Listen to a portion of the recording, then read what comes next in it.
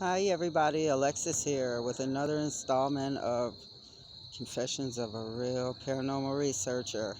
I'm going to get away from Crystal. I'm going to get away from everything else and tell you about a house right here in Detroit City on a famous street called Cadillac.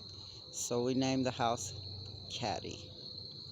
My first time at Caddy, I went upstairs into the second apartment, and I just started flashing some pictures because I felt like I was being watched. There were orbs everywhere.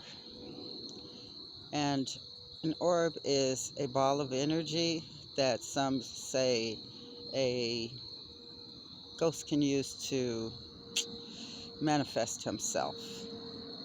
And when you take pictures of some orbs, you got to be able to distinguish what is dust. Dust does not move and dart around, and dust falls like snowflakes. And we've all seen dust when you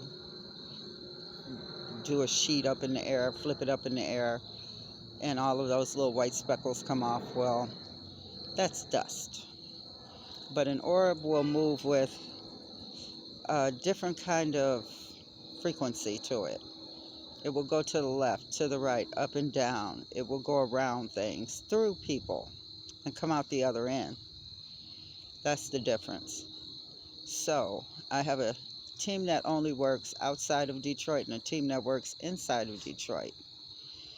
Well, my first night there, I always go in first and check out the place for at least 1 or 2 days.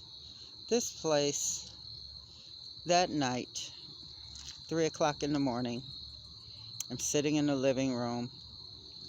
No, in the dining room, my mistake. And I could hear footsteps upstairs. And then I heard what sounded like music come on, like a radio. I could hear a man and a woman talking. And it sounded like someone was just getting up and getting ready for work. And I couldn't make out what the conversation was, but my friend, the big so-called real estate agent, he had fallen asleep. This was his father's house, and he had asked me to come and check it out.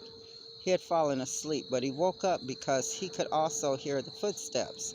And I just pointed up and shh, so that we could sit there and just listen to the sounds. I said, come on, Petway, let's go upstairs. I just want to set a camera down. I'm not going up them stairs. I said, you don't have to go up first. I just want you to go up the stairs with me. I'm trying to get him over his fear of things like that. Well, getting somebody over their fears means they might make it halfway up the stairs and then they'll stop. Boom. And turn around and run back down, which is exactly what he did. I set my little camcorder in the middle of the kitchen floor, pointed towards the back, which is where the living room and another bedroom was. It was a very odd-shaped house. But then the sound started back up. My camera got moved. It was pointing straight. When I went back up there, it was pointing to the right, which was a sink. Couldn't see who did it, but you could see it actually being turned.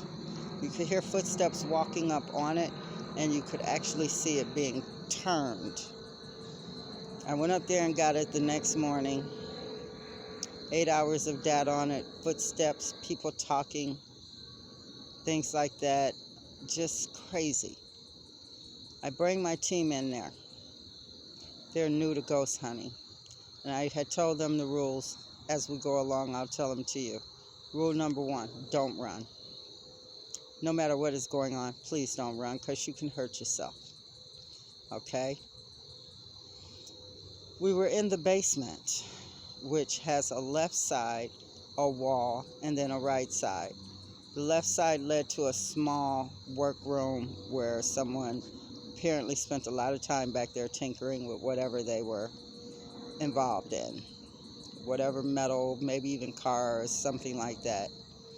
Well, one of my investigators, she's little Angie, we call her, because she's about 4'11". She was standing next to me. I'm 5'9.5". And I'm watching something literally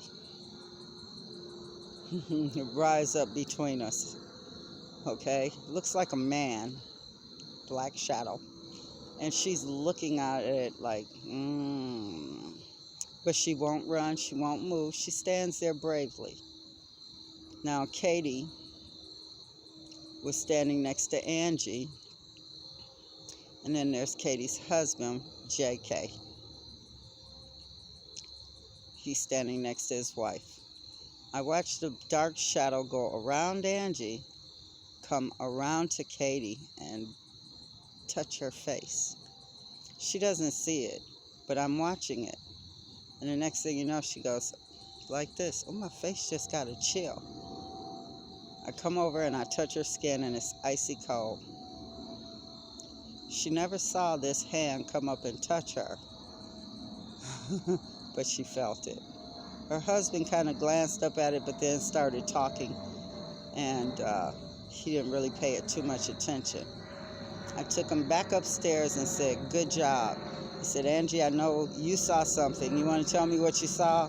She described it. I described it. And we coincide with each other, a dark shadow rising up between us. I said, "Katie, what you felt was the hand or a piece of this dark shadow come around and touch you on the face." I was looking dead at it. I'm glad you guys didn't run. You stood there and took it like champs. Caddy became our investigation house for 5 years. 5 whole years. And Angie, footnote, was scared of the dark. So I gave her a flash camera, and she would take close to 500 pictures in a few hours. Yeah. One, she was trying to light up the room and keep it lit up. Two, I told her to keep doing that, not to that point, but to keep doing it because she would catch things. I'll tell you about the other side of the basement in the next installment. Remember, love, peace, positivity. Put it out there. It's guaranteed to come back to ya. Bye.